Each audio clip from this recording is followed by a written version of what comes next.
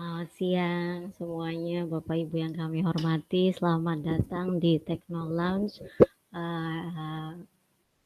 serial serial serial ketiga dari LPTSI Techno Lounge. Apa kabar Bapak Ibu siang hari ini? Mudah-mudahan semua sehat.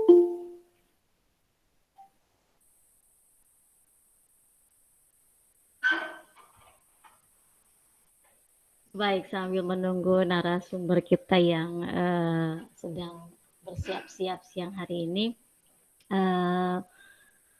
mudah-mudahan Bapak Ibu yang hadir di sini semuanya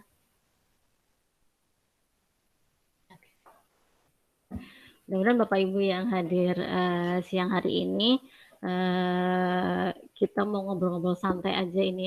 Sudah ada Pak Acep dan Pak Aziz dari LPTSI dengan background baru kita. Mudah-mudahan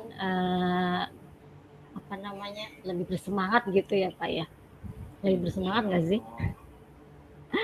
Jadi Bapak Ibu monggo sambil ngopi, sambil dahar siang atau sambil nyenek, boleh Bapak Ibu sekalian sambil berbagi bersama kita di LPTSI siang hari ini.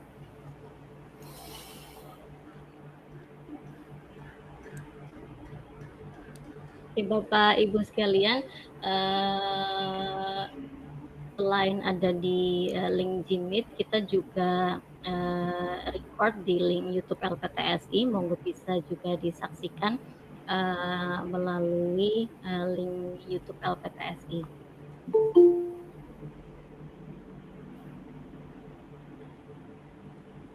Deh, Bapak Ibu bisa melihat yang profilnya adalah video profil UTBK yang sedang kita tayangkan saat ini. Mudah-mudahan ini terhubung dengan Pak Acep. Selamat siang Pak Acep yang ada di Blater, masih ada di Blater siang hari ini. Selamat siang Mbak Dian, Assalamualaikum warahmatullahi wabarakatuh. Waalaikumsalam warahmatullahi wabarakatuh. Jelas ya? Suaranya putus-putus ya Pak Acep. Halo? Halo, selamat siang Pak Acep. Siang. Oke, suara saya kedengaran jelas Pak Acep? Oh, jelas sekali. jelas sekali. Blater Purwokerto sangat dekat terasanya ya. Oh gitu. Baik, terima kasih Pak Acep hadirnya siang hari ini. Mungkin karena ini sudah waktunya kita memulai supaya nanti tidak semakin molor ke jam sore. Pak Acep, hari ini kita mau ngobrol-ngobrol santai sebetulnya berkaitan dengan optimalisasi fitur G Suite untuk kebutuhan operasional di bidang akademik dan perkantoran. Kebetulan ini Bapak Ibu Pak Acep dan Pak Aziz sudah memiliki best practice untuk pelaksanaan atau implementasi G Suite di Fakultas Teknik. Karena itu kita ingin berbagi dengan Bapak Ibu sekalian, mungkin nanti bisa dimanfaatkan di unit-unit Bapak Ibu sekalian, barangkali bisa membuat efisiensi waktu, kemudian energi, terutama ya dalam rangka optimalisasi G Suite ini. Monggo Pak Acep mungkin bisa sambil dibagi ilmunya kepada kita siang hari ini. Untuk Bapak Ibu sekalian, sudah ada 42 peserta yang hadir siang hari ini. Monggo Pak Acep barangkali bisa mulai disampaikan. Baik, terima kasih pada Mbak Dian. Saya ucapkan terima kasih atas kesempatan ini kepada saya sebagai narasumber tentang pemanfaatan Google Suite dalam manajemen akademik atau operasionalisasi akademik. Jadi mohon maaf saya tidak menggurui kepada Bapak Ibu semua. Di sini Bapak Ibu semua sudah mumpuni saya kira. Kami berdiri di hadapan Bapak Ibu semua hanya sedikit memberikan pengalaman tentang best practice di tempat kami di Fakultas Teknik kebetulan saya diberikan amanah memegang bidang akademik, wakil dekan bidang akademik. Di sana banyak masalah yang harus dibenahi. Sampai saat ini kami masih terus berkutat dengan permasalahan itu. Jadi belum berarti bahwa kami berbicara ini sudah tuntas permasalahan di kami, tetapi kami coba mengurai, memanfaatkan teknologi yang ada. Saya langsung presentasi aja ya. Jadi saya memanfaatkan teknologi yang ada.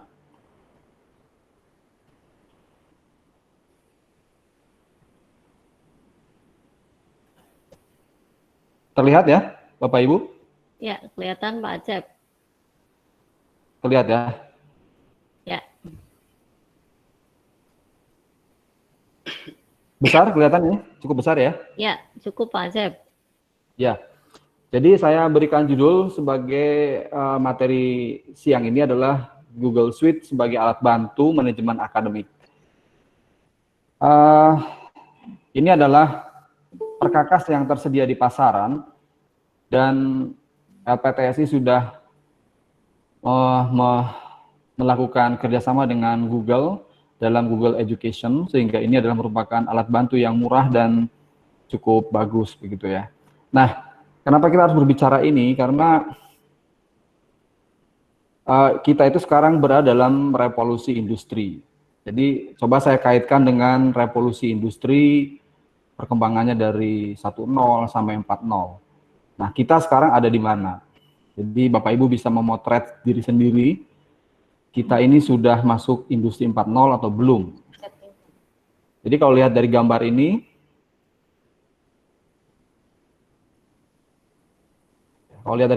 kan dari industri 1.0, mekanisasi, kemudian steam power, whipping loom, zamannya industrialisasi yang dimana kita melihat sangat sesuatu industri yang sangat fisik.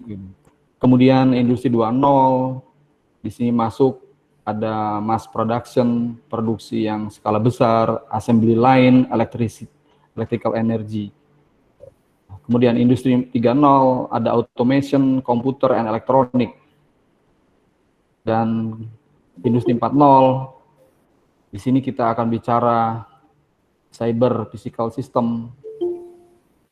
Ya, jadi kita lihat di sini bahwa semua peralatan itu terhubung dalam sebuah sistem yang dengan kata lain disebut dengan Internet of Things melalui berbagai jaringan. Bahkan di dalam industri 4.0 ini ada big data. Kita bicara big data. Percetakan 3 dimensi, 3D, artificial intelligence, rekayasa genetika, dan mesin pintar. Nah, kalau kita potret kita sekarang berada di mana?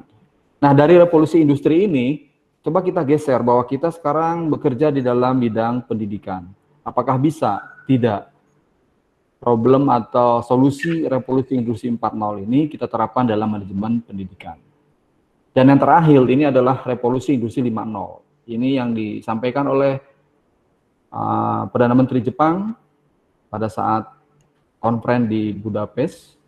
Ini dia memunculkan tentang solusi untuk kehidupan manusia lebih baik dengan istilah revolusi industri 5.0. Di sini terlihat sekali bahwa data itu memegang peran penting di tengah ini. Ini big data ya. Big data itu adalah sebuah sistem dan kita perlu membenahi data di sini. Mau apapun teknologinya, apapun mekanismenya, teknologinya ada di sini. Kemudian ini mekanismenya, cara berpikirnya, cara melakukan bagaimana sebuah sistem itu cerdas dan sebagainya, ujungnya itu membutuhkan data. Jadi data ini merupakan emas, centralized di tengah. Tidak mungkin berbicara tentang kehidupan manusia tanpa data. Nah, ini adalah gambaran dari revolusi industri yang saat ini. Nah, mudah-mudahan dengan adanya revolusi industri 5.0, kita pun sekarang melakukan pembenahan di dalam manajemen pendidikan. Dan ada perubahan orientasi di dalam industri 5.0 ini, di mana ada yang disebut dengan personalisasi. Kita tuh manusia butuh personalisasi yang sifatnya massal, butuh pengakuan, butuh eksistensi. Dulu kita agak sulit ya untuk bisa nongol di dalam sosial media. Tapi sekarang tiap hari, tiap jam kita bisa memotret diri kita sendiri. Event kita apa, kegiatan apa. Orang lain semua tahu di seluruh dunia. Ini adalah personalisasi yang sifatnya massal. Nah, bagaimana sekarang hubungannya dengan pendidikan? Jadi pola pikir dari revolusi industri 5.0 ini perlu kita terapkan dalam pengolahan pendidikan tinggi, dalam proses bisnis, kurikulum, pembelajaran maupun riset. Pergeseran revolusi industri dari 4.0 ini menandakan bahwa menjadi tonggak kemajuan teknologi perindustrian yang akan kita adopsi di dalam bidang-bidang lainnya. Dari revolusi industri 5.0, kita bisa menyimpulkan bahwa di sana ada yang namanya people, budaya, teknologi, dan proses. Revolusi industri 5.0 menekankan pada society, manusia. Di situ ada people, sebagai orang yang melakukan intervensi terhadap sebuah sistem. Bagaimanapun kita nggak bisa dibedakan sekarang. Teknologi tanpa orang sekarang tidak bisa. Jadi jangan khawatir bahwa dengan teknologi industri, teknologi informasi sekarang akan menghilangkan orang. Ternyata di revolusi industri 5.0, people ini menjadi komponen penting kembali. Cuman perbedaannya bahwa sumber daya manusia yang sekarang ada itu harus di-upgrade. Yang dulunya misalkan pekerjaannya hanya melakukan pengetikan dan sebagainya, sekarang harus dipindahkan menjadi verifikasi, verifikator, analisis. Ini akan sangat mendukung dalam revolusi industri 5.0. Nah, hubungannya dengan Google Suite. Apa hubungannya manajemen pendidikan tinggi kemudian dengan Google Suite? Tadi saya menjelaskan hubungannya manajemen tinggi dengan revolusi industri ya. Mau tidak mau kita mengacu revolusi industri yang tadi saya jelaskan, ada people, ada budaya, ada teknologi, ada proses. Kami bukan penjual atau bukan sales ya. Kami bukan sales dari Google, tetapi Google telah memberikan fasilitas yang memudahkan kita. Google sudah membuat sebuah cloud yang bisa kita itu membuat sistem jadi terintegrasi dari berbagai keperluan. Saya cerita sedikit tentang Google, nanti lebih detail Pak Ajis yang akan menjelaskan tentang Google Suite. Kalau kita lihat ke belakang, tahun 2006, ini Google itu sudah meluncurkan Gmail, kalender, Google Doc, Google Sheet, ya, admin, dan sebagainya. Nah, kalau kita sekarang baru berbicara Gmail, Google Calendar, Google Doc, berarti seolah-olah kita masih di masa 2006 ini. Tapi tidak ada kata terlambat. Kita ayo kejar, kalau seandainya ini bermanfaat, kita manfaatkan untuk pembenahan manajemen kita. Dan kemudian tahun 2008 berkembang Google Drive, 2012 Google Drive, ya. Kemudian ada 2013 ada Hangout,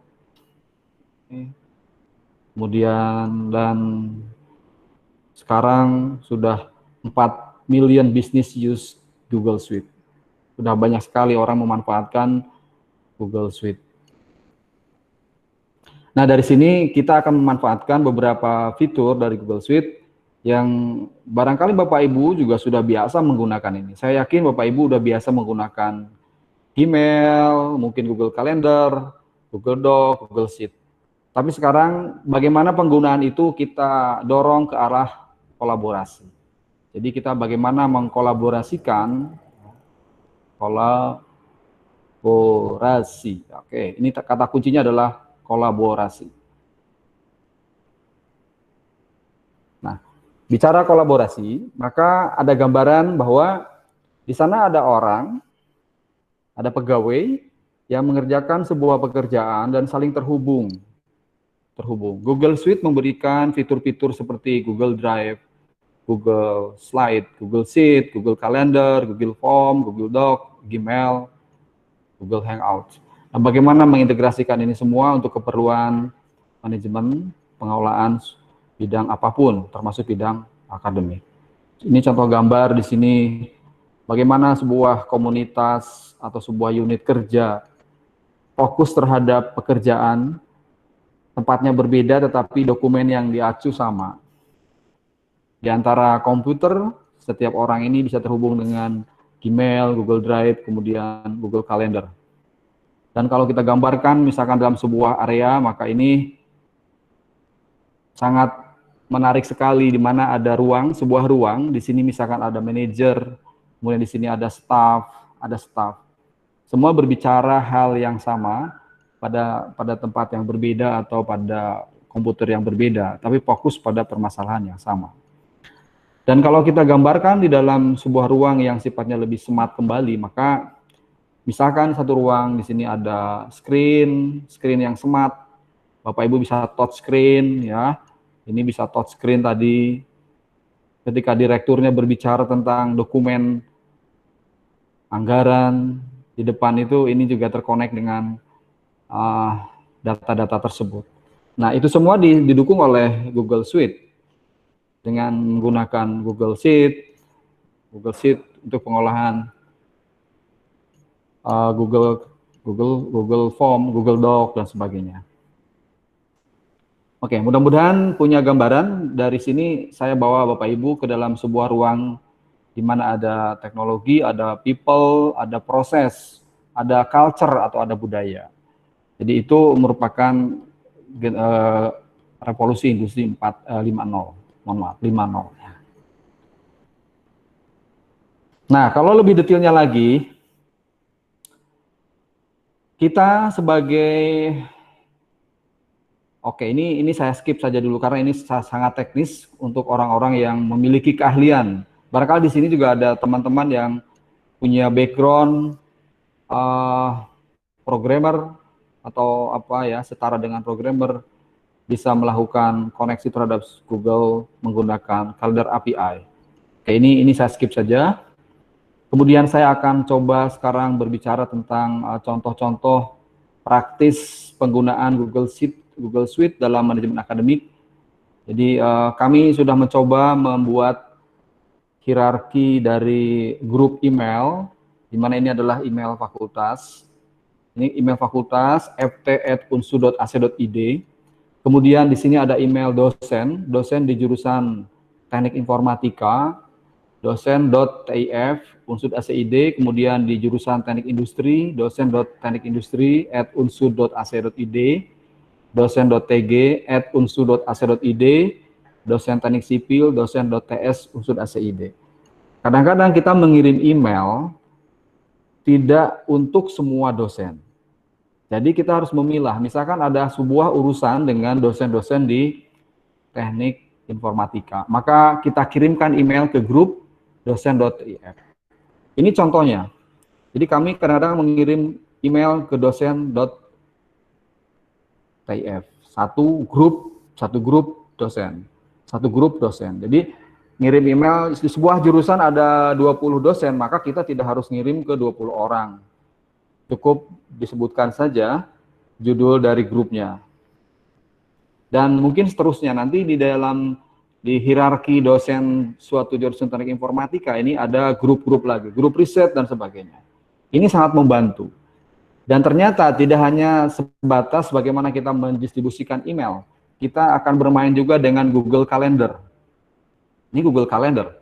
Kita akan mendefinisikan kegiatan, activity, rapat dan sebagainya. Kita di sini misalnya ada rapat ya. Rapat ini untuk siapa dan sebagainya. Itu ditujukan semua ke alamat email yang tadi. Jadi kalau grupnya ada 4, kita kirimkan ke 4 grup dan semua tercatat di sini. Kita bisa membreakdown undangannya. Kemudian setelah rapat selesai nanti notulensi rapat juga diupload ke sini. Berita acara rapat, daftar hadir rapat, semua diupload ke Google Calendar. Sehingga kami sangat mudah untuk melakukan men-tracer, menelusuri kegiatan-kegiatan tahun 2019. Kita sangat mudah sekali dan ini cukup membantu. Mengingat sebuah event, mengingat sebuah kegiatan, di mana adanya berunut dan sebagainya. Dengan adanya Google Calendar, itu memberikan pemetaan yang sangat baik terhadap pengelola. Berbeda sekali kalau dibandingkan dengan kita mencari dokumen di hard copy. Itu yang ada adalah bau kertas, tapi kalau di sini yang ada. Dan kita bisa warnai kan, kegiatan-kegiatan yang sifatnya monep, warnanya misalkan biru, kemudian kegiatan yang sifatnya audit mutu, warnanya adalah ungu. Kita bisa bermain-main warna di sini. Oke. Kemudian penggunaan Google Doc. Ini cukup menarik ini.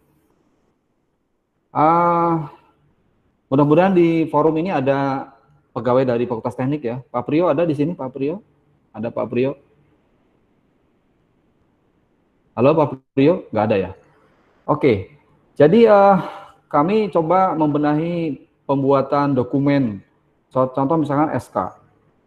Kalau dikerjakan dengan komputer, dikerjakan di komputer personal pegawai, itu kan kami sebagai yang melakukan para pemeriksaan terhadap SK sebelum ditandatangan oleh dekan, itu kan manual menggunakan hard copy.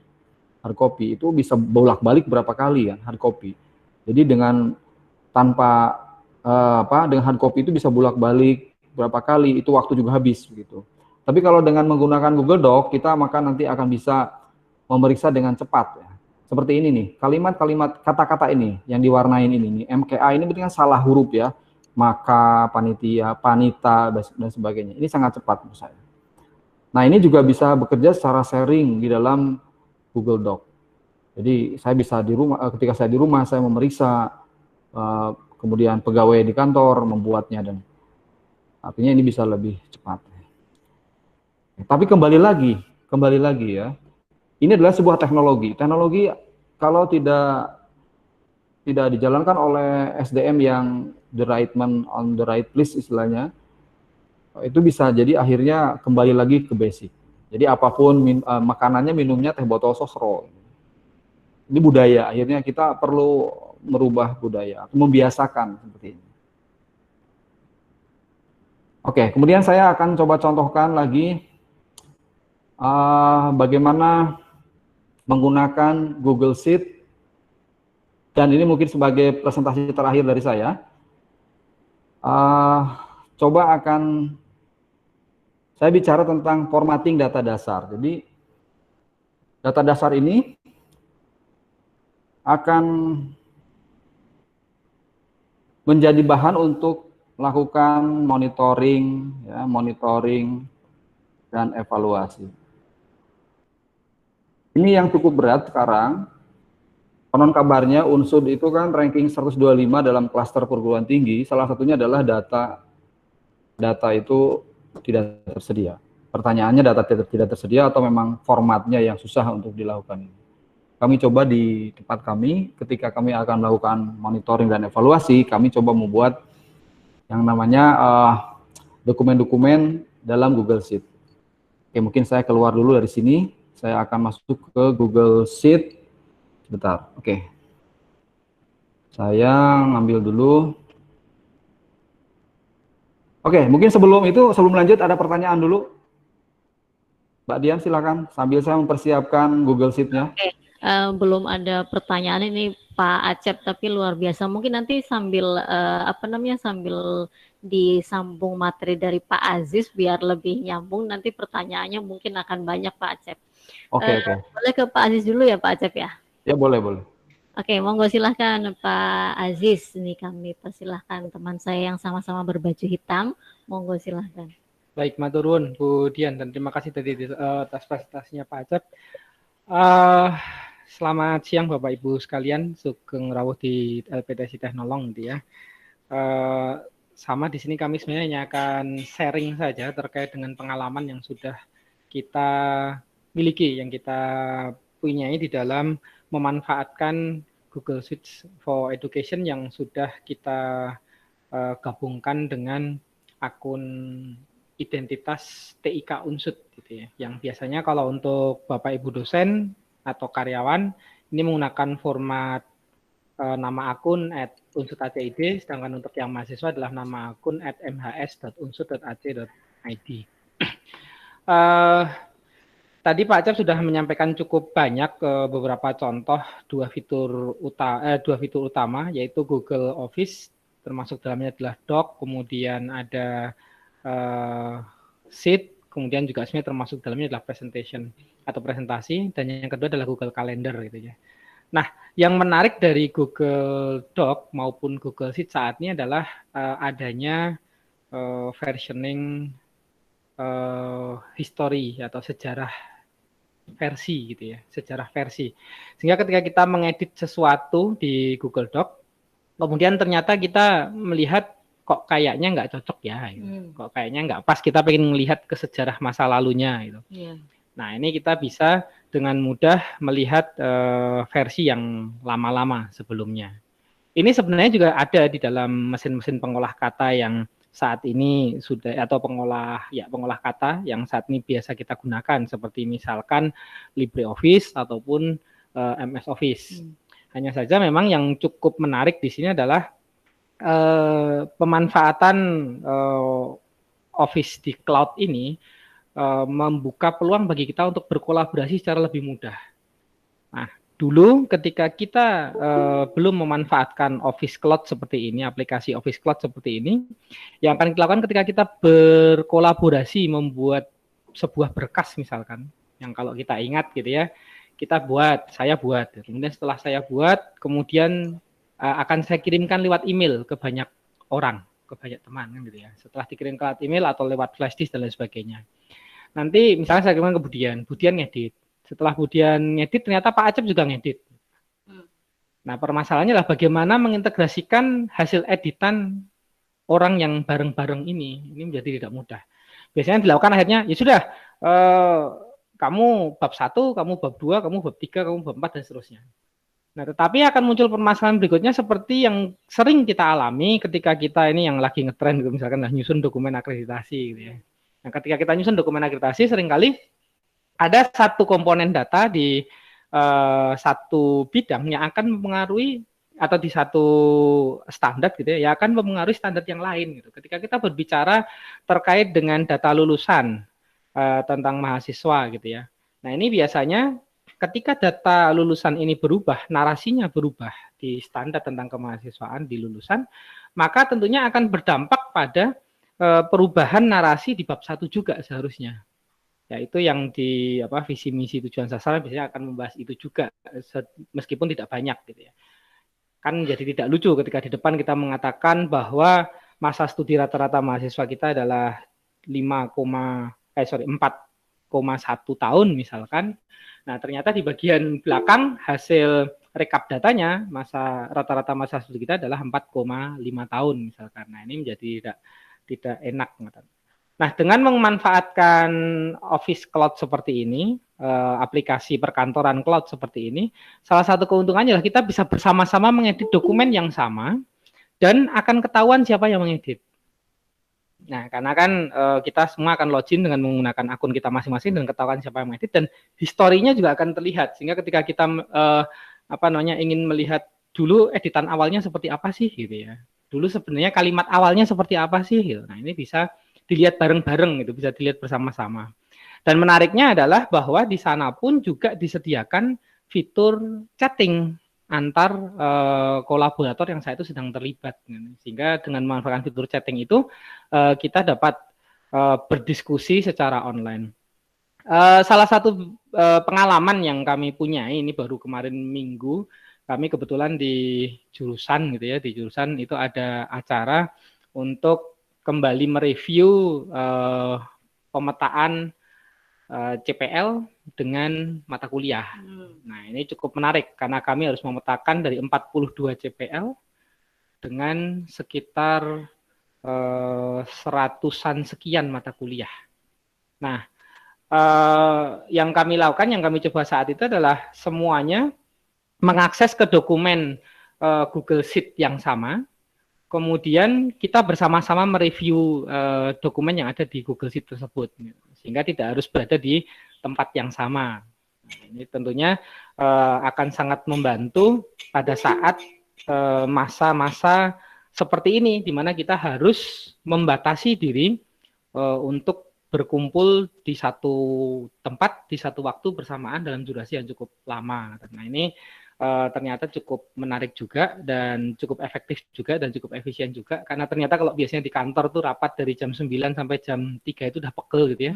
Kemarin dari jam 9 sampai jam maghrib sampai jam 6. Wow, luar biasa. Ya karena di rumah sambil bisa ditinggal macam-macam gitu kan ya. Tapi ternyata dari jam 9 sampai jam 6 lancar-lancar saja gitu kan. Nah, tetapi memang apa yang diketik oleh seseorang atau apa yang diedit oleh seseorang pada sebuah file langsung bisa dilihat oleh orang yang lain. Nah, ini sangat enak tentunya untuk berdiskusi.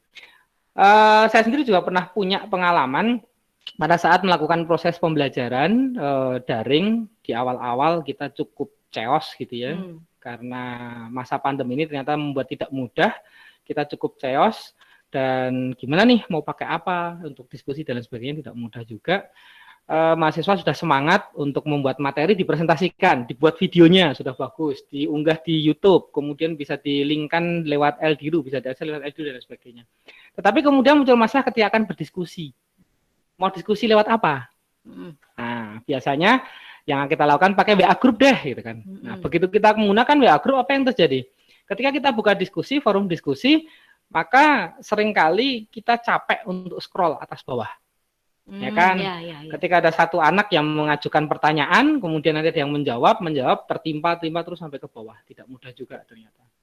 Nah, waktu itu akhirnya karena dalam keterbatasan kita iseng, udah deh, gimana kalau kita akali dengan menggunakan Google Sheet bersama-sama. Semua peserta mata kuliah membuka Google Sheet yang sama, kemudian kita siapkan kolom nama, kolom penanya, kemudian di sebelahnya kita beri kolom nama penjawab, di sebelahnya kita beri kolom untuk jawaban, dan kanannya kita ulang lagi, nanti ada nama yang akan memberikan komentar atau tanggapan atas jawaban, di jawabannya kanannya kita beri lagi kolom komentar atau tanggapannya.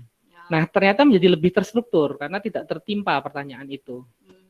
Kalau di WA group misalkan, atau bahkan di forum yang misalkan kita menggunakan forum yang ada di LDRU misalkan, nah ketika kita menggunakan forum di LDRU, seringkali kita harus klik ke bawahnya kan gitu kan, harus melihat satu pertanyaan kemudian anak pertanyaannya seringkali bisa kelewat gitu. Nah, ternyata dengan melihat satu tampilan spreadsheet yang sama, ini memudahkan bagi semua orang yang pada saat itu terlibat untuk melihat tampilan yang sama, dan begitu diketik selesai tulisannya sudah langsung terlihat. Nah, ini juga ternyata lebih memudahkan. Cukup seru juga waktu itu ketika mencoba berdiskusi selama hampir 2,5 jam.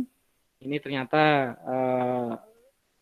diskusinya cukup hangat di dalam menggunakan Google Sheet tadi. Ya, dengan semua keterbatasannya ngakal-ngakali apa yang bisa ada gitu. Itu kira-kira sedikit yang bisa kami tambahkan. Nah, tadi mungkin tambah sedikit terkait dengan kalender yang disampaikan oleh Pak Acep. Kalender ini juga cukup menarik karena sebenarnya dengan menggunakan kalender kita bisa selain memberikan attachment terhadap undangan-undangannya, misalkan memberikan apa namanya, attach itu apa ya bahasa Indonesia-nya? Attach lampiran, nah, memberikan lampiran undangan misalkan, memberikan lampiran undangan ataupun berkas-berkas yang perlu dilihat. Ternyata ketika kita mengundang setiap orang, maka setiap orang bisa memberikan respon, ya saya akan datang atau enggak, kemudian saya kira-kira masih ragu-ragu datang, bisa ya bisa tidak. Kita juga bisa mengatakan saya nggak bisa datang, nggak bisa atau berhalangan misalkan. Nah, ini menarik juga, dengan adanya itu kita bisa melihat kira-kira kalau kita mengundang 20 orang, nanti dari 20 orang itu yang bersedia hadir itu berapa orang sih sebenarnya gitu. Nah, ini memang tampaknya yang perlu kita sosialisasikan lagi, atau perlu kita biasakan. Sebenarnya tadi Pak Acep menyebutkan culture gitu ya, budaya, kebiasaan untuk tadi merespon undangan yang diundangkan melalui Google Calendar misalkan. Nah, apalagi ketika akun G Suite for Education Unsud kita tautkan ke gadget kita, misalkan ke perangkat HP Android kita misalkan. Nah, dengan mentautkan ke sana, maka setiap notifikasi undangan, notifikasi acara yang sudah dijadwalkan itu akan muncul di HP kita, sehingga akan cukup nyaman juga bagi kita untuk melihatnya. Nah, tentu saja sih sedikit tambahan dari saya. Ya, monggo. Mungkin ini sambil Pak Acep masih online kan, Pak Acep mana nih? Halo Pak Acep. Pak Acep. Oke, Pak Aziz, ini tadi menarik yang masalah. Halo? Oh iya, Halo? Pak Acep. Oke, tadi sudah nemu yang mau ditunjukkan ke kita. Sudah. Mau silahkan Pak Acep. Oke, saya present now lagi, Hajiz. Siap. Oke. Kelihatan ini? Ya, kelihatan Pak. Oke, Bapak Ibu, saya akan berbicara formatting data yang dalam menggunakan pemanfaatkan Google Suite. Materinya sebetulnya ini di luar Google Suite, cuman supaya pemanfaatan Google Suite-nya itu lebih optimal. Jadi kita punya Google Sheet. Nah,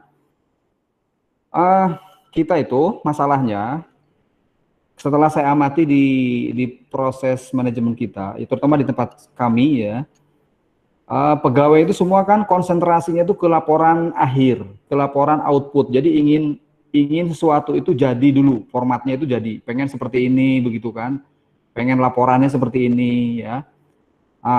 Padahal sebetulnya kalau kita ingin kolaborasi, supaya kita bisa melakukan kolaborasi antara staff atau antara staff dengan atasan dan sebagainya, kita tuh harus berpikir bagaimana mengkonstruksi data dasar sehingga bisa menampilkan seperti ini.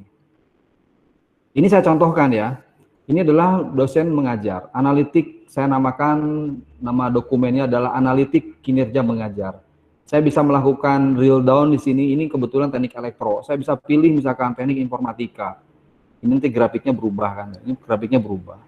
Yang warna merah ini adalah jumlah mengajar, yang warna biru ini adalah kinerja BKD-nya. Jadi kita bisa melakukan analisis drill down terhadap sekumpulan data. Ini teknik geologi. Ya, seperti ini. Nah, kita ini harus aware sekarang dengan data dasar. Jadi tampilan ini, tampilan grafik ini, saya pilih yang informatika. Kemudian ini nama-nama dosennya, ada total berapa ini? Dosen informatika kelihatan di sini grafiknya, kemudian kita harus membiasakan sekarang. Jadi kita back ke data dasar. Jadi mengajar itu disupport dari data dasar yang mana? Atau harus seperti apa kita membuat data dasar? Saya sebut dengan mat. Sini ada sheet mengajar. Jadi data yang tadi yang tampilannya indah warna-warni itu di sininya seperti hutan belantara gitu ya. Seperti datanya. Jadi kita harus membuat data seperti ini. Data ini saya dapat dari mana? Ini saya dapat data dari SIA. Saya download dari SIA. Kemudian bisa juga dari modul assessment. Data dasar ini ya. Jadi harus memang mungkin ada satu sesi nih Mbak Dian. Kita membahas membangun data dasar. Kita harus ada workshop khusus untuk data dasar. Jadi mengajar itu bisa kita manfaatkan dengan berbagai hal untuk keperluan menampilkan monitoring. Kemudian yang cukup menarik lagi adalah bagaimana profil LKD dosen. Ini profil LKD dosen. Kita bisa melihat sebuah profil LKD ya. Yang merah ini adalah yang pendidikan. Yang merah ini trennya antar jurusan di tempat kami itu rata-rata 6. Tetapi teknik sipil ini bisa melejit 8,3. Ini dosennya sedang pada sekolah, mahasiswanya cukup banyak. Jadi agak melejit. Kemudian yang biru ini adalah merupakan penelitian. Nah ini kembali lagi, dari sini kita bisa melakukan tracing data ya. Kita bisa melakukan tracing terhadap keperluan ini. Nah ini disupport juga oleh data dasar, jadi kita harus back lagi untuk bisa menampilkan ini data dasarnya apa. Ini data dasar yang ini, data dasarnya adalah STM. Bapak Ibu yang wakil dekan, itu data ini sudah ada di sistem informasi Unsur. Jadi kita akhirnya memang karena sistem informasi di Unsur belum bisa menghandle tentang laporan yang menyeluruh. Akhirnya kita ambil data itu, kemudian kita lakukan formatting sendiri.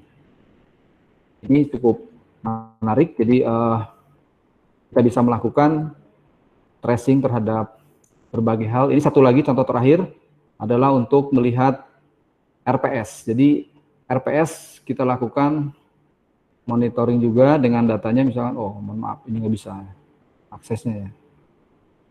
Oke, ini saya dibatasi ternyata. Ini kita bisa melihat RPS ini ada, tidak ada, sesuai kurikulum dan sebagainya. Ini saya kira ini pekerjaan manajemen Bapendik harusnya ya.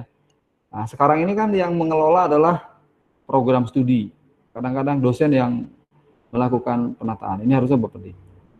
Kita bisa melihat. Jadi kalau misalnya ada warna merah, yo ini RPS-nya tidak sesuai dengan kurikulum. Segera dirubah nanti di sini di dalam MAT RPS. Ini data dasarnya. Jadi caranya adalah data kuliah itu di-download dari SIA, kemudian kita tambahkan kolom-kolomnya. Apakah ketersediaan RPS tidak ini. RPS tersedia atau tidak? Apakah sesuai kurikulum? Nah, ini yang kita share ke program studi. Jadi program studi melakukan penataan ini dengan data yang sudah disiapkan. Data-data mata kuliah itu sudah fix. Jadi jangan sampai program studi dibuat pusing 7 keliling. Apalagi di tempat kami program studi kan tidak punya pegawai, tidak punya staff. Jadi data ini kita turunkan dari SIA, kemudian kita buatkan template ini, dan program studi mengisi. Yang mengisi adalah tim gugus kendali mutu. Nah, barangkali itu Mbak Dian contoh dari saya. Terima kasih. Saya kembalikan. Ini masih nyambung dari tadi yang disampaikan Pak Acep. Ini sebetulnya menarik banget karena berkaitan dengan tata kelola akademik ya Pak Acep. Jadi sebetulnya bidang akademik itu harus punya data dasar apa yang bisa diambil dari SIA supaya nanti bisa membuat analitik semacam Pak Acep ini. Ya, ya data sudah tersedia di SIA. Cuma sekarang Bapak Ibu memahami nggak data itu? Kami kebetulan ya kami memiliki sedikit kemampuan untuk melihat struktur data itu. Jadi data-data yang di SIA itu ya, halo? Ya, mungkin kalau Pak Acep kan karena bidangnya menguasai bidang informatika. Mungkin untuk teman-teman di bidang akademik yang secara operasional tuh sebetulnya apa yang harus diambil dari SIA sih, Pak Acep? Ya, ya kita harus tahu mungkin melalui staf Bapendik dari operator SIA tahu data itu ada di mana. Jadi data KRS, data status begitu ya. Staf Bapendik itu paham itu. Cuman ada satu yang tidak, yaitu mana status. Nah ini perlu saya umumkan di sini. Jadi status ini satu semester seorang mahasiswa itu bisa banyak status. Di unsur itu ada status di awal semester, status di akhir semester ini bisa bias. Kami juga kelimpungan waktu akreditasi kemarin, ternyata status itu berbeda di awal, di tengah, dan di akhir. Nah, kemarin kami coba menghubungi LPTSI, ternyata memang Bapendik pusat, Pak Kusja, ini ada Pak Kusja, dulu itu dia mendownload di awal semester dan di akhir semester. Data itu kami gunakan ya, untuk melakukan analitik tadi. Okay. Jadi sebetulnya mungkin sekarang yang harus dibangun oleh Unsud adalah ya syukur-syukur sih ada sistem informasi ya untuk bisa menampilkan informasi itu sehingga unit-unit mudah. Tapi kadang-kadang kan kebutuhan itu belum bisa terformulasikan ke tingkat universitas. Oke. Jadi kita kreatif di situ. Kayaknya untuk membuat tadi drill down data kayak Pak Acep ini perlu 2 sesi pelatihan lagi ya Pak Acep ya. Oke, mungkin ada beberapa pertanyaan ini dari Bu Swahesti dari Fakultas Teknik ya. Bu Swahesti izin bertanya terkait hak akses. Misalnya person yang sekarang diberi akses ke dokumen tertentu kemudian sudah tidak punya hak akses lagi, apakah ada mekanisme untuk yang secara otomatis mencabut haknya atau bagaimana begitu? Mungkin ini ke Pak Acep ya. Ya boleh. Nanti kalau kurang memuaskan ke Pak Ajis ya jawabannya. Jadi siap. Nih saya kembali lagi ke presentasi yang tadi ya. Ya. Jadi personal.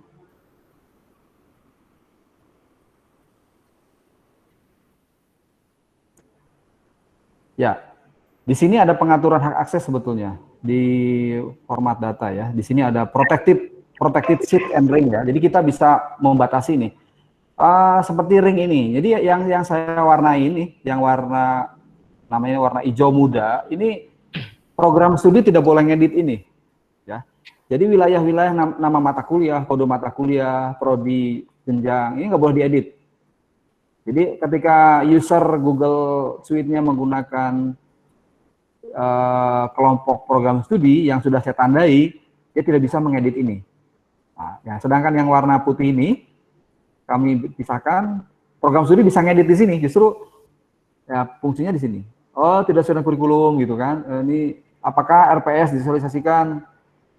Tidak, dan sebagainya. Oke, ini bisa di-remove, ini bisa dibuang, ini bisa di-remove. Ya, ini bisa di-remove. Remove. Oke, jadi itu Mbak Hesti ya. Mudah-mudahan memuaskan. Kalau tidak, silakan Pak Aziz yang jawab. Mungkin ada tambahan dari Pak Aziz, monggo. Baik, di akses dokumen cloud seperti ini, biasanya kita mengenal beberapa jenis akses gitu ya. Kita bisa memberikan sharing. Nah, ini pertanyaan Bu Sasti terkait dengan masalah sharing akses terhadap dokumen gitu ya. Nah, bagaimana jika dia sudah tidak punya akses lagi, apakah ada mekanisme untuk otomatis mencabut? Oke. Ya, salah satu caranya adalah kita hapus hak aksesnya. Jadi kita hapus orang yang boleh mengakses dokumen tersebut dari hak aksesnya dari share-nya. Nah, terkait dengan share dokumen, kita sebenarnya mengenal dua jenis share di Google Drive ini. Yang pertama itu adalah kita meng-sharekan dokumen atau folder yang kita punya kepada orang lain. Dan yang kedua adalah kita membuat yang namanya share drive. Ini penamaan yang baru ini nggak enak kalau menurut saya dibandingkan dengan penamaan yang lama. Dulu Google menggunakan istilah team drive. Saya lebih suka menggunakan team drive karena share drive ini akan bertumpang tindih dengan ketika kita melakukan sharing terhadap berkas atau drive yang sama. Nah, ada istilah share drive. Nah, di share drive ini kita bisa menentukan member dari share drive tersebut, siapa saja yang jadi member di sana. Nah, perbedaan paling mencolok antara share drive dengan ketika kita sharing satu drive tertentu kepada orang atau sharing satu dokumen kepada orang lain, ini adalah ketika seseorang yang ketika berkolaborasi gitu ya, dia menambahkan satu berkas ke satu folder yang kita sharekan, folder milik kita yang kita sharekan, kemudian hak akses terhadap folder itu kita hapus, hak akses dia terhadap folder itu kita hapus, maka file yang tadinya dia unggah ke direktori itu atau di folder itu akan ikutan hilang. Nah, jadi akan ikut terbawa dengan dia karena dia kan sudah nggak punya akses sana, berarti nggak punya akses tulis di sana, ini akan ikutan hilang. Nah, kalau menggunakan share drive, ini cocok sebenarnya untuk kerja kolaboratif institusi yang timnya bisa saja berbeda-beda kan, tapi kita tetap harus punya historical kebelakangan gitu kan. Nah, di sana ketika kita membuat tim, misalkan tahun ini orangnya ABCD gitu ya, kita buatkan di share drive timnya di sana, semua orang bisa akses ke sana, bisa menambahkan berkas di sana. Tahun besok ternyata si D ini sudah purna tugas atau sudah tidak tugaskan lagi di sana, diganti dengan orang lain gitu, E misalkan. Nah, maka hak akses E ini cukup kita cabut dari share drive-nya, kemudian nanti kita gantikan dengan yang E, kita tambahkan E di sana. Nah, tetapi berkas yang tadi sudah ditambahkan, yang dijadikan oleh si D tadi, ini tidak akan hilang, ini akan menjadi satu folder tim bersama-sama yang ini sepertinya cukup penting sebenarnya untuk menjaga historika atau sejarah histori berkas gitu ya. Oke, Pak Acep mudah-mudahan masih nyambung. Jadi sebetulnya hari ini kita mengundang bidang akademik itu baik itu wakil dekan, sekjur, orprodi, kajur. Diharapkan karena mungkin beliau-beliau ini yang bisa menggunakan fitur-fitur ini. Nah, berkaitan dengan itu Pak Acep dan Pak Aziz mungkin bisa disampaikan lagi, kita kan biasanya kalau akreditasi itu selalu riuh gitu ya berkaitan dengan data. Nah, ini kebetulan kemarin sudah menggunakan fitur G Suite untuk untuk kebutuhan akreditasi. Mungkin bisa di-share Pak Acep. Halo Pak Acep. Halo. Ya. Untuk yang akreditasi Pak Acep, yang tips fitur-fitur apa sih sebetulnya yang di G Suite yang paling banyak kita gunakan untuk kebutuhan akreditasi, terutama untuk penyimpanan file? Ya, kami menggunakan fitur Google Drive, Share Drive yang tadi Pak Aziz sampaikan. Jadi ketika keputusan AL akan dilakukan, kita langsung membuat Google Drive, share drive tingkat fakultas, kemudian prodi-prodi bisa akses ke sana begitu. Jadi secara teknis sudah kita siapkan kalau untuk masalah penyimpanan. Tetapi kalau ya kita kembali lagi ya, kami juga membangun data untuk akreditasi itu kan tidak mudah ya. Jadi yang terberat itu adalah ketika data itu akan diformulasikan, data tidak hanya sekedar berlaku untuk saat ini, untuk saat akreditasi ini, tapi harus berguna ke masa depan ketika orang juga berubah. Nah ini saya kira pengalaman, kita kan sering mungkin ya Bapak Ibu juga akreditasi berkali-kali, tapi ketika akreditasi berikutnya data kan tidak nyambung ya, seolah dari nol lagi. Nah ini akan yang sedang kami bangun, jadi kami kembali kepada data dasar, jadi membangun data dasar untuk keperluan masa datang. Ketika orang berganti, rotasi pegawai dan sebagainya, pegawai itu sudah enak gitu ya, tinggal kalau misalkan ada mahasiswa yudisium saat ini, dia entrikan ke format data dasar itu. Dia nggak usah mikir laporannya, ya kan? Dia nggak usah mikir tabelnya. Oh, tabelnya nanti harus seperti ini, jumlah mahasiswa nggak usah. Tapi entrikan saja.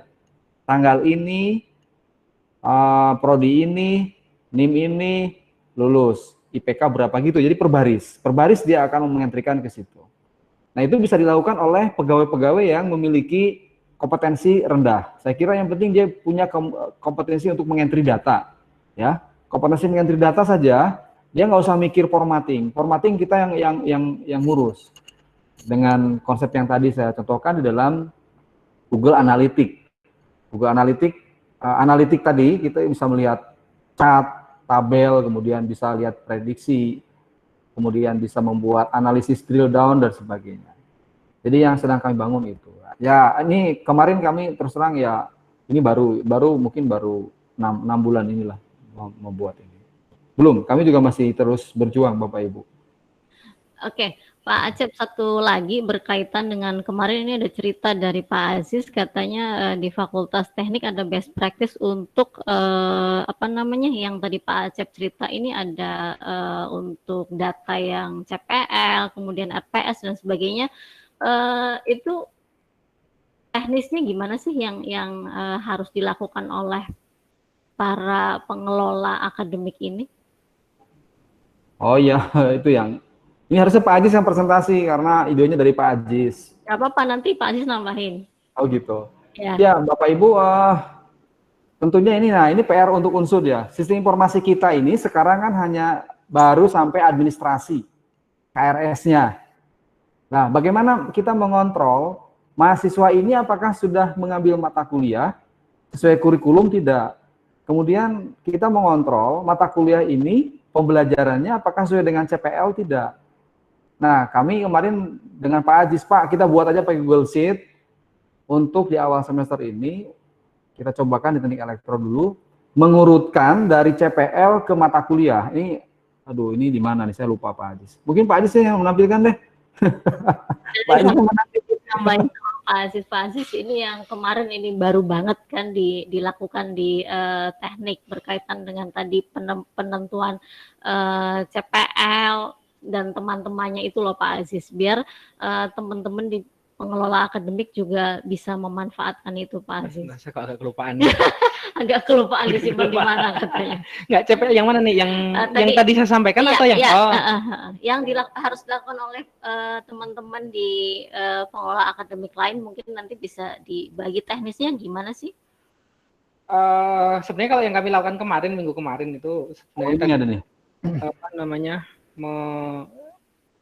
Tadi ya memetakan CPL ke mata kuliah ya, nah, agar nanti enak deh. Ini sebenarnya hanya bagaimana kita bisa kerja bareng, kemudian untuk bareng-bareng memetakan, berdiskusi gitu kan, kira-kira bahwa mata kuliah ini tuh sebenarnya punya CPL ini loh ternyata kan, atau bahwa CPL ini sebenarnya bisa dimasukkan ke mata kuliah ini.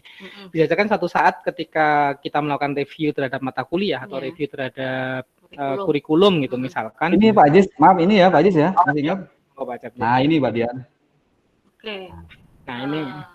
Ya, mohon dijelaskan ini Pak. Nah, ini yang di bagian kolom itu dari sebenarnya sederhana, ini hanya spreadsheet biasa gitu ya. Bagian kolom atas baris 1 sampai dengan baris 8 misalkan gitu ya. Itu adalah berisi data mata kuliah. Kemudian di kolom A sampai D ini adalah CPL-nya atau capaian pembelajarannya kan gitu ya, capaian belajarnya seperti itu. Nah, seringkali kan ketika kita berdiskusi bahwa ternyata mata kuliah ini karena perubahan metode pembelajaran misalkan bisa kita tambahkan CPL tertentu kan gitu. CPL yang dimintakan kan gitu misalkan. Nah, sehingga di sini karena ini kami sharekan, kami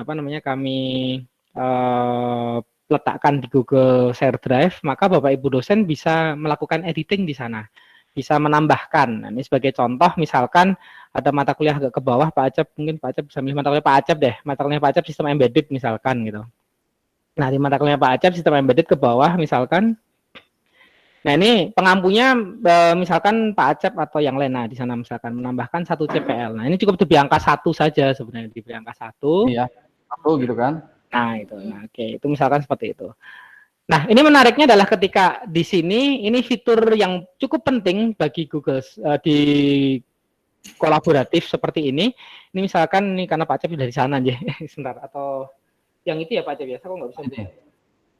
Oke, ini memang kayaknya yang disampaikan Pak Kusja sama Pak Novi nih, bener kayaknya ini satu sesi harus kita pelatihan terkait dengan pengelolaan data. Benar. Atau ke kiri Pak Acep, ke sheet yang pertama tadi Pak Acep. Sheet yang pertama tadi Pak Acep. Nah, oke. Nah, angka 1 itu coba diklik kanan Pak Acep. Di kanan. Kemudian di situ nah ada show edit story new itu, diklik di situ show edit story-nya. Show edit atas. Mana? Atas lagi, satu lagi. Iya. Klik aja di situ show edit story.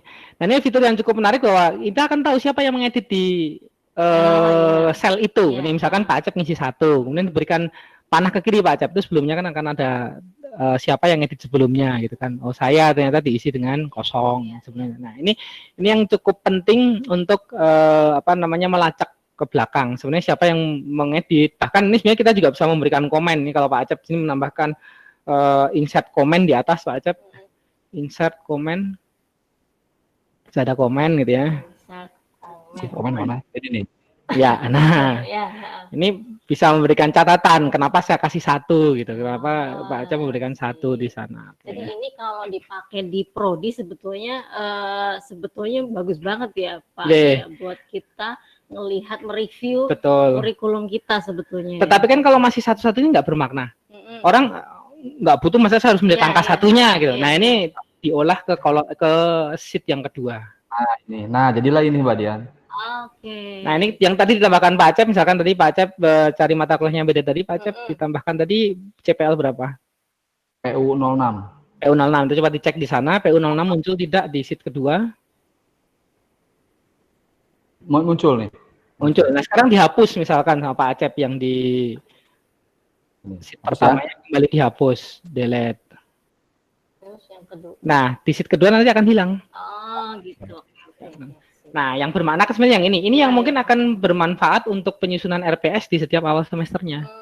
Ya, yang sheet kedua ini. Tapi memang untuk mendapatkan sheet yang kedua ini, kita membutuhkan sheet yang pertama. Nah, ini mungkin yang disampaikan oleh Pak Acep tadi, bagaimana kita membangun data dasar. Inilah yang seringkali memang tidak mudah ya untuk membangun data dasar ini. Bagaimana sih menyediakan antarmuka entry data dasar yang mudah bagi pengguna, kemudian juga mudah dipahami, bisa dikerjakan oleh pegawai yang biasa gitu ya. Dikerjakan oleh siapa saja.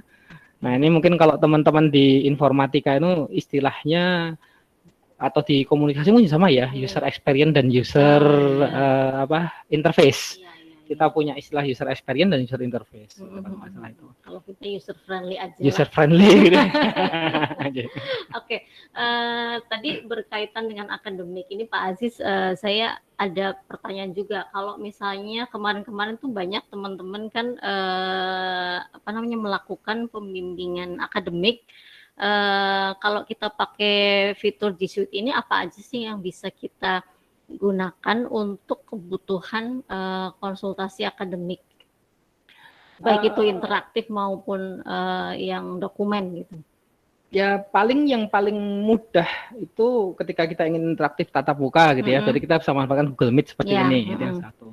Kemudian yang kedua, kita bisa men-sharekan satu drive misalkan.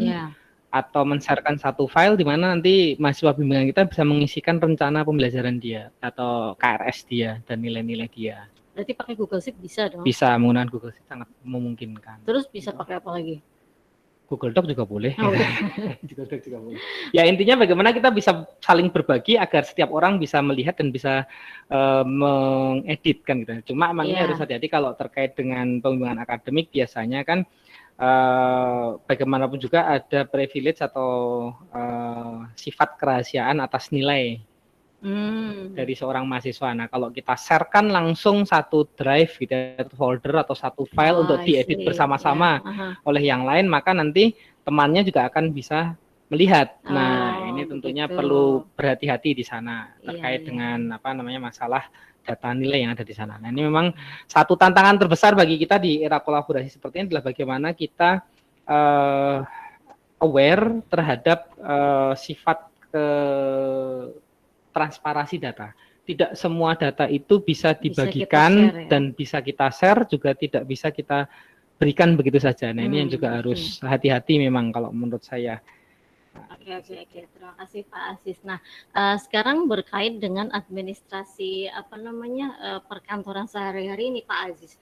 Mungkin bisa cerita juga, kami di LPTSI sebetulnya sudah relatif cukup banyak ya, cukup sering menggunakan fitur G Suite ini untuk kebutuhan operasional sehari-hari, baik itu meeting, kemudian apalagi ya Pak Aziz ya, penyimpanan dokumen, file. Mungkin Pak Aziz bisa cerita, jadi efisiensi yang bisa kita lakukan dengan menggunakan fitur G Suite ini terutama untuk operasional sehari-hari di kita gitu. Kita kan punya banyak agenda, kemudian file, kemudian mungkin undangan. Kita kan bisa melakukan efisiensi melalui implementasi G Suite ini. Mohon diperjelas ini Pak Aziz. Yang paling mudah, yang paling sederhana tadi adalah kalender misalkan. Kalender.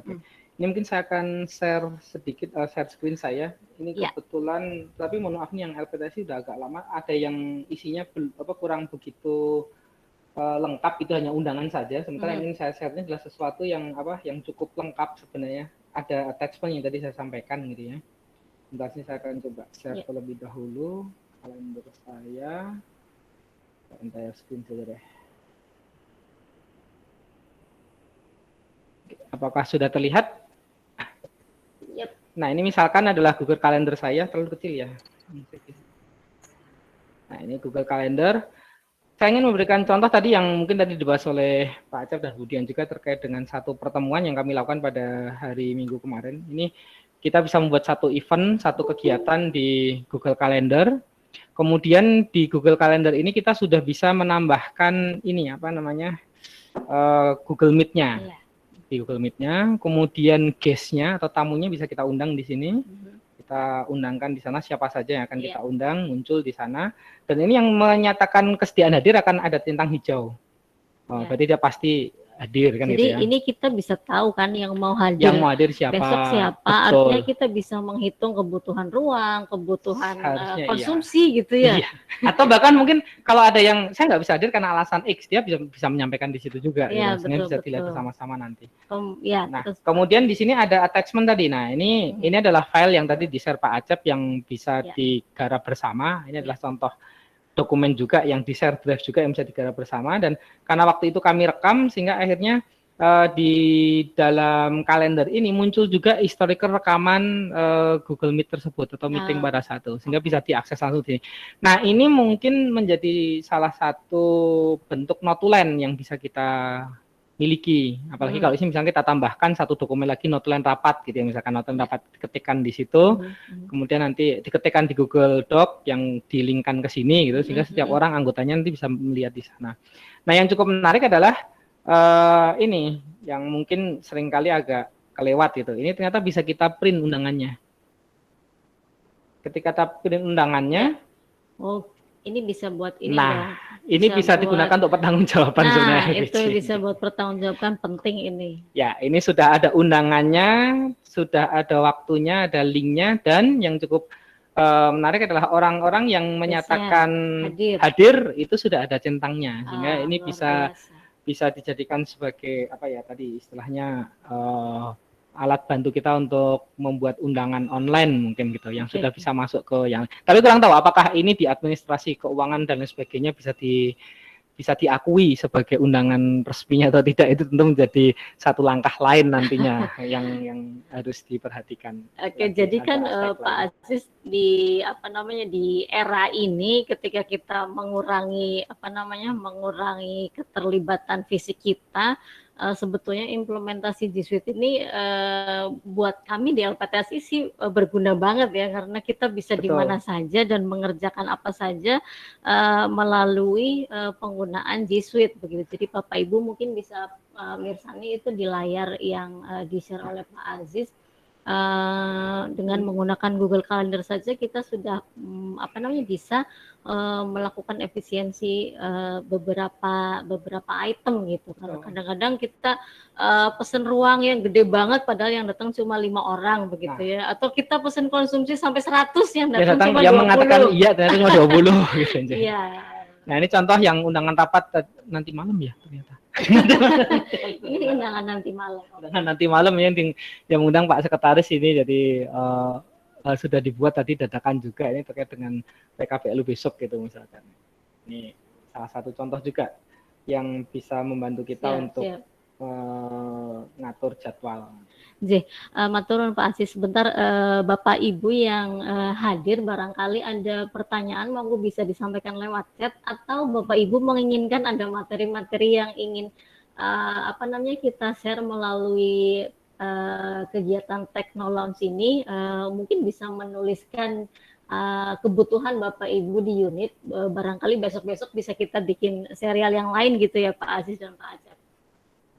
Di luar sana banyak di Unsud banyak yang cukup terampil dalam memanfaatkan tool-tool yang sudah tersedia. Ya, sebetulnya jadi, banyak, tapi kadang-kadang rekan-rekan kita banyak di sana sebenarnya yang bisa kita mintain tolong untuk berbagi ilmu gitu. Oke. Pak Acep. Pak Acep. Halo, gimana? Pak Acep, masih ada yang disampaikan Pak Acep, terutama ini mungkin yang terakhir karena waktunya sudah hampir habis. Sebetulnya tips aja yang paling gampang sekarang ini bisa dikerjakan oleh pengelola akademik saat ini ya, dengan kondisi saat ini, sebetulnya apa aja sih Pak Acep berkaitan dengan pengelolaan di bidang akademik?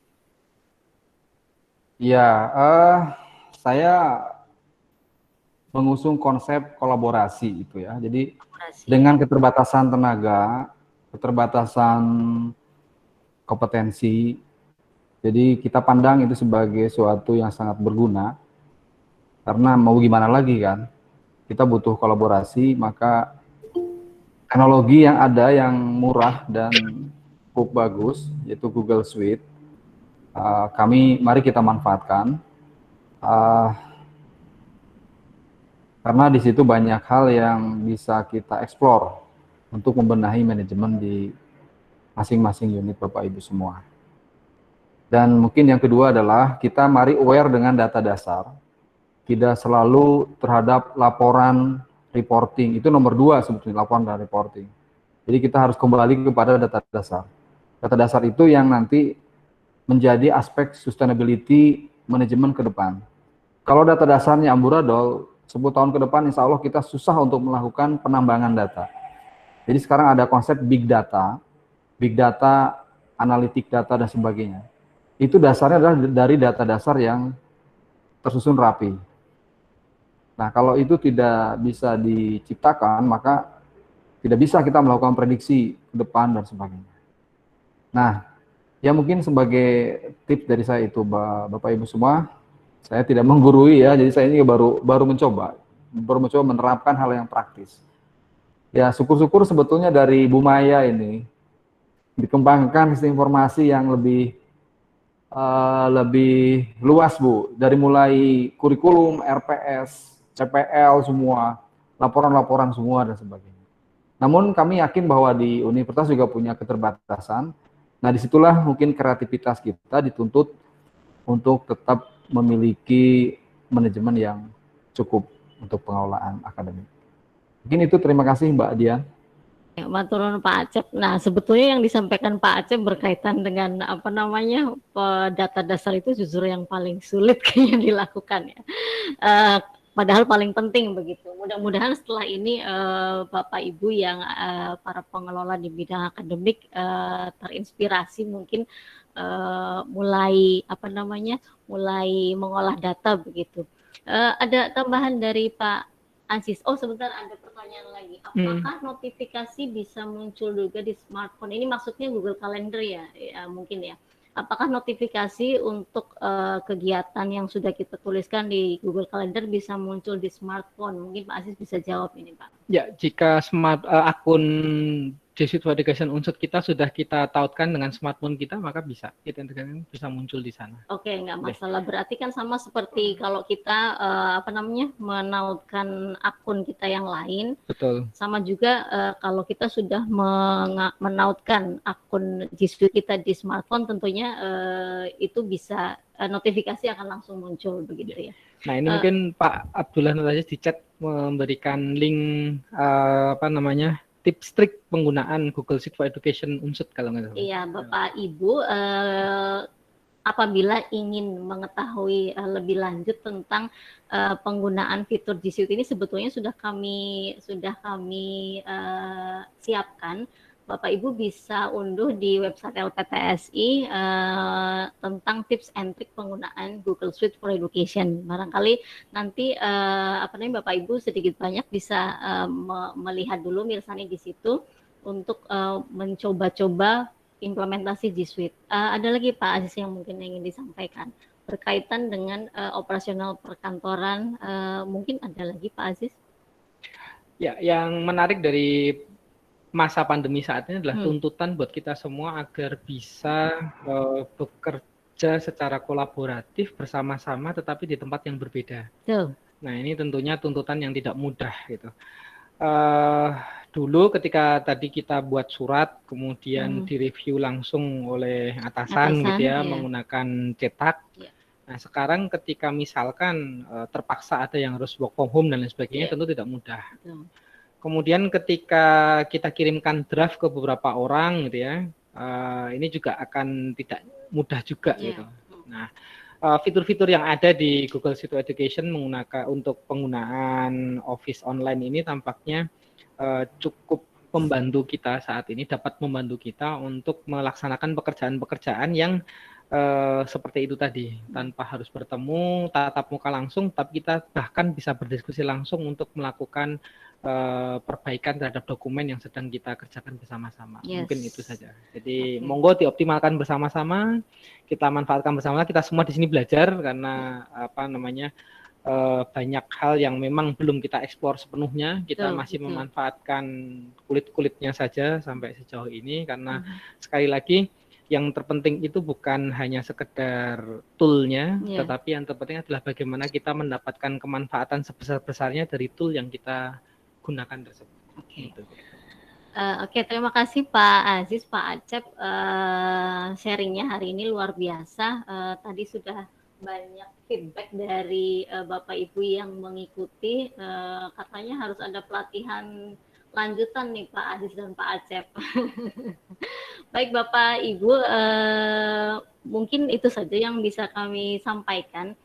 Sementara ini Bapak Ibu, apabila Bapak Ibu ada masukan atau kebutuhan yang ingin tentang topik-topik atau sistem informasi yang ingin diketahui lebih lanjut, Bapak Ibu bisa menuliskan di chat di link ini atau di link YouTube LPTSI juga bisa. Mungkin ke depan bisa kami bisa kami provide kebutuhan Bapak Ibu terkait dengan implementasi sistem informasi yang ada di Unsud. Terima kasih kehadirannya Bapak Ibu sekalian. Mudah-mudahan sharing singkat tadi ya, sharing singkat dengan Pak Acep dan Pak Aziz bisa membuat inspirasi untuk Bapak Ibu, para pengelola di bidang akademik maupun administrasi untuk melakukan pengolahan data. Terima kasih hadirnya, terima kasih Pak Acep, terima kasih Pak Aziz, Bapak Ibu sekalian, monggo dilanjutkan aktivitasnya siang hari ini. Salam dari kami di LPTSI, selamat siang, wassalamualaikum warahmatullahi wabarakatuh. Waalaikumsalam warahmatullahi wabarakatuh. Warahmatullahi wabarakatuh.